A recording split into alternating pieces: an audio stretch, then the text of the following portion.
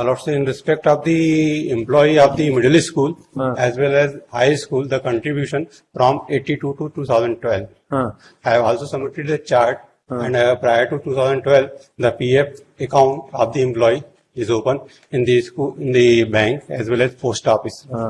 And subsequently, all the employees switch over in the EPF. EPF. आपको हमने क्या affidavit देने बोला था, बताइए जरा, हमने क्या डायरेक्शन दिया था?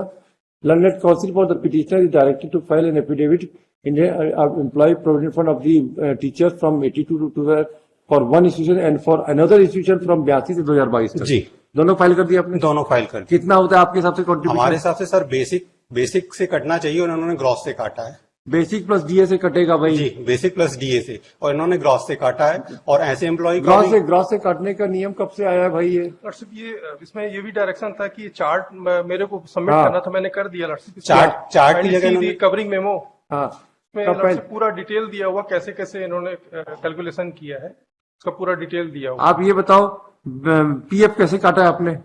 कहा है आपको कमिश्नर वगैरह बुलाया है? नहीं, ये इसमें जो उन्होंने कैलकुलेशन करके बताया था, पूरा जैसा भी वो था, असेसमेंट था, तो वो उसकी पूरा चार्ट है सर। नो मिस्टर, आप बताओ, ये बेसिक प्लस डीए में आपका क्या है? क्या पीएफ कटा है? लॉर्ड साहब, हमने बेसिक प्लस डीए से कैलकुलेट किया है। और उसमें ब्याज कितना मिलता था? At that time in the year 1982 there was a rate of interest of 13% in the CPF. ब्याज का पैसा ट्रांसफर हुआ है कि नहीं? पूरा पैसा ट्रांसफर किया कि नहीं? हाँ सर, 2012 के बाद का पूरा पैसा अरे भाई, हम आपसे क्या पूछते हैं, 82 से लेकर 12 तक का एक स्कूल का था ना जी, उस स्कूल का CPF along with interest transfer हुआ कि नहीं? जी जी जी। आप हमको चीज इंटरेस्ट से समझाओ ना भाई। देखिए, आपका कंट्रीब्यूशन में उस वक्त 13% रेट ऑफ इंटरेस्ट था सेविंग में। जी जी जी। 82 में। जी जी। और 82 का जो था वो 13% इंटरेस्ट से मिला के क्यूमुलेटिव फंड काफी जनरेट हो जाता था। हमको मालूम है, एज गुड एज ईपीएफ ही हो जाता है। हमने भी ये एडेड इंस्टीट्यूशन के केसेस किए हैं। जी जी sir. I know it and I have done all this exercise. जी जी। That's why I am saying so. आप हमको बता दीजिए कि विद इंटरेस्ट जमा किया कि नहीं, और क्या व्हाट वाज सी आपका कंट्रीब्यूशन। ये 2 करोड़ 4 करोड़ तो आएगा नहीं, ये बात तय है। ये इसमें चार्ट अगर अरे उनको बुला लो कमिश्नर से, हम क्रॉस क्वेश्चन पूछेंगे, चार्ट ऑन क्वेश्चन में वो धर्रा से हो जाएगा। इनका लॉर्डशिप जो मिस्टर द्विवेदी, लॉर्डशिप एक पेज देख लीजिए अगर। हाँ, ये इन्हीं का जो अभी इन्होंने फाइल किया है, हाँ, उसमें एक ये देख लीजिए, खुद कह रहे हैं करीब का ये पेज 84 पे है, एनेक्सर एडीपी 5 जो उन्होंने अभी डॉक्यूमेंट कल फाइल किया। उसमें क्या डॉक्यूमेंट फाइल किया? 85 में। जी। अरे ये इनका कहना है इतने एम्प्लॉई हैं, और अभी ये कहते हैं कि उतने एम्प्लॉय नहीं है। जब अरे भाई मिस्टर द्विवेदी, आप समझो, एम्प्लॉय की संख्या कम होती रहती है, वो छोड़ के आप हमको ये बताइए। एक मिनट, यू आर राइट। आप चौबे, एक मिनट चौबे जी, आप ये बताइए कि ईपीएफ में कितने एम्प्लॉय आपके छोड़ के चले गए, मतलब पीएफ कंट्रीब्यूशन विड्रॉ कर लिया? देखिए जी, वही डिटेल आपने क्या किया मालूम है मिस्टर द्विवेदी? आपने एट रैंडम 22 आदमी माना, और 22 आदमी का पिछले 25 साल का 40 साल का कंट्रीब्यूशन कर दिया। उसमें पूरा डिटेल दिया हुआ। अरे डिटेल आपके कमिश्नर को बुला लो। 0 है जो इनका नहीं है कंट्रीब्यूशन, उनका 0 लिखा हुआ है। नहीं कब? नहीं, देखिए, आप अपने बुलाइए कि क्या क्या रिकॉर्ड देखा है। आप एक काम कीजिए, मैं रिप्लाई कर दूं सर? रिप्लाई तो करवाएंगे हम आपसे, रिप्लाई तो करना पड़ेगा। आप हमको ये सब चीजें, बाकी पूरा कुछ नहीं है। आपका ईपीएफ लगेगा, इसमें कोई डिस्प्यूट नहीं है। Only issue is quantum. Quantum को आपको जस्टिफाई करना है, क्योंकि इसके बाद आप डैमेजेस भी वसूलोगे। तो ऑर्डर नहीं हुआ, नहीं होगा वो तो नहीं, उसमें लिखा हुआ है। अगला स्टेप वही होने वाला है भाई। लिखा हुआ है कि वो डैमेजेस भी आएगा। पता है द्विवेदी जी, हम पीएफ को नहीं, इनका जो कहना है लॉर्डशिप, ये खुद अपना डॉक्यूमेंट लगा रहे हैं पेज 23। एक तो मिस्टर चौबे, एक minute mister Choubey, you do one thing. आप हमको बताइए कि आपका ईपीएफ सीपीएफ का जो पैसा जमा होता था, उसका कंट्रीब्यूशन में कितना रेट ऑफ इंटरेस्ट मिलता था? जी सर। इंटरेस्ट, और वो इंटरेस्ट का पैसा कहाँ गया? बैंक में ही रहता था सर। बैंक से के बाद जब आपने पैसा ट्रांसफर किया, तो विथ इंटरेस्ट पैसा ट्रांसफर किया कि नहीं? जी जी सर। क्योंकि इंटरेस्ट था 13%। जी जी। आपका कंट्रीब्यूशन था उस वक्त, देखिए इनका परसेंटेज कम इसलिए आएगा क्योंकि पहले था 6.5%। ईपीएफ सीपीएफ का, जी। फिर वो बढ़ते बढ़ते 8.5 हुआ, जी जी 82 तक, वो 82 से लेकर 8% का हो गया था। हाँ 8%। पहले स्टार्टिंग में था 6.15%। जी, जी। तो आपका भी कंट्रीब्यूशन कम था, जी जी तो आपने वैसा कैलकुलेशन किया क्या? ये 8% के हिसाब से गलत कर दिया ना भाई। जी ये 82 के बाद हुआ अलर्ट से। नो नो नो नो, ये 97 के बाद हुआ है। नहीं 8% जो लगा है वो अप्रैल 82 से शुरू हुआ सर। नहीं नहीं, वो 97 से शायद 10% आया है या 12। आप देख लीजिए, अब हमको याद नहीं है, आप पूरा डिटेल एफिडेविट फाइल कीजिए। और ये सर 97 में 10% हो गया। हाँ हाँ, और 88 में हुआ है, 88 में 8% हुआ है। ये नहीं 82 से 8% किताब चल बताना। रहा है। जी वो अभी मैंने बता देते ईपीएफ की बात। चार्ट में सर उसमें अरे आप किताब से देख के टेक्स्ट बुक से बता रहे ना। मेरे ख्याल से 82 से 6% था, 6.25% था, 6.25, और आपका भी 6.25% था सीपीएफ का, एम्प्लॉय प्रोविडेंट फंड। तो उसका दोनों का आपको देखिए, पूरा डिटेल एफिडेविट फाइल किया। हम क्यों मेहनत करें, हम अब वकील थोड़ी ना गए, आप लोग कीजिए, फीस आप लोग ले रहे हैं, हम क्यों करें? Given the detail lot. तो कितना होता है वो कंट्रीब्यूशन का, वो कब सेटल हुए हैं? वो वेब आउट होना चाहिए सर। हाँ, इसीलिए आपके पीएफ कमिश्नर को हम जानते हैं भाई।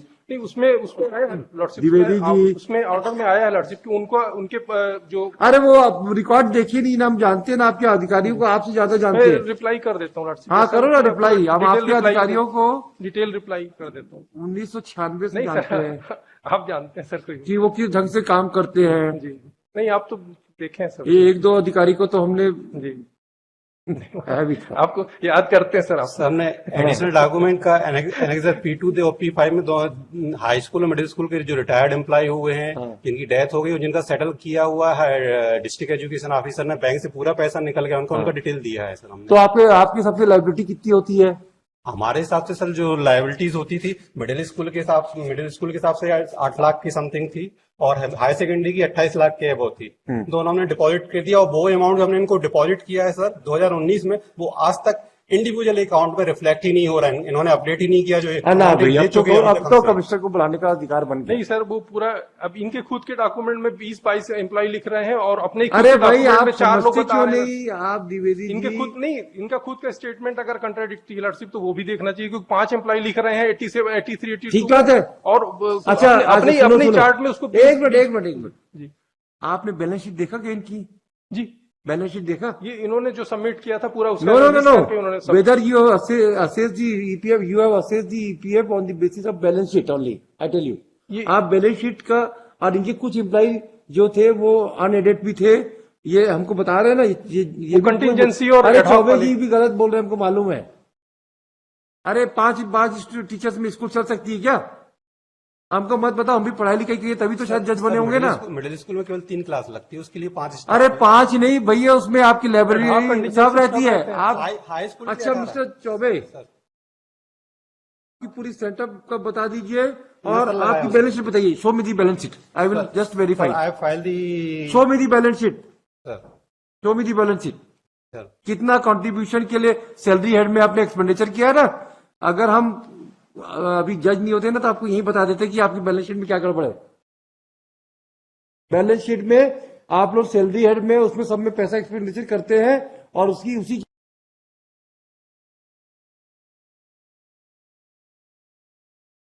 इनका ऑर्डर भी गलत है। सर वहां जाके वेरीफाई किए हैं। अरे वेरीफाई, आदमी बेनिफिशियरी को आइडेंटिफाई करना है। रामलाल का पैसा रामलाल के खाते में जाएगा, श्यामलाल के खाते में नहीं जाएगा। ये बहुत क्लियर कट है। इनका डॉक्यूमेंट्री आपके ऑर्डर तो हम चाहे तो 1 मिनट में क्वैश करके रिमांड कर।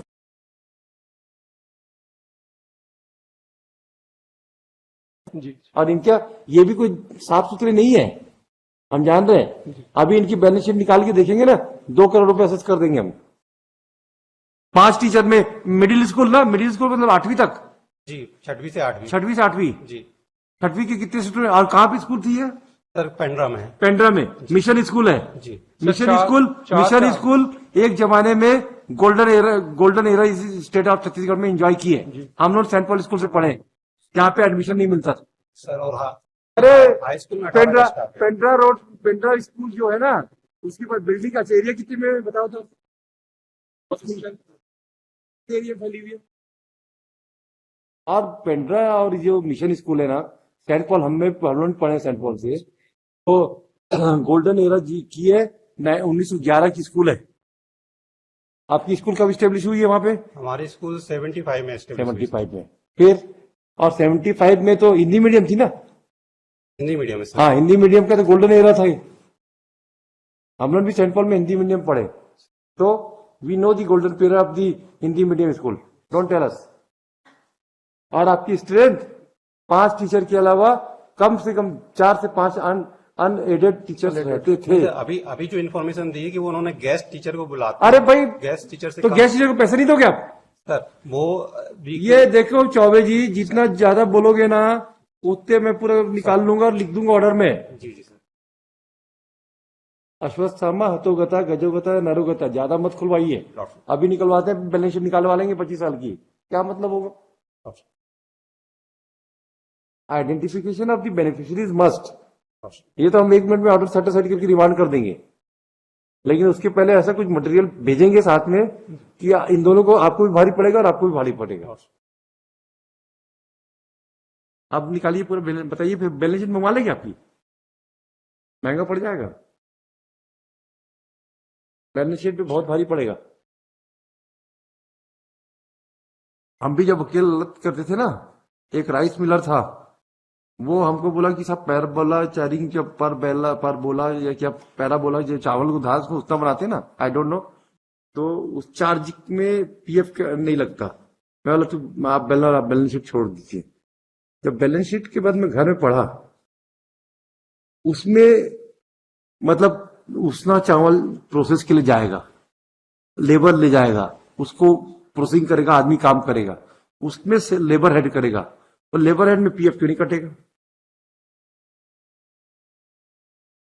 तो बैलेंस शीट वगैरह हम ठीक है, नॉन टेक्निकल आदमी है, हम लोग को आता नहीं ज्यादा, लेकिन 6 सेंस तो दिया भगवान ने। कब बताएंगे एफिडेविट डिटेल?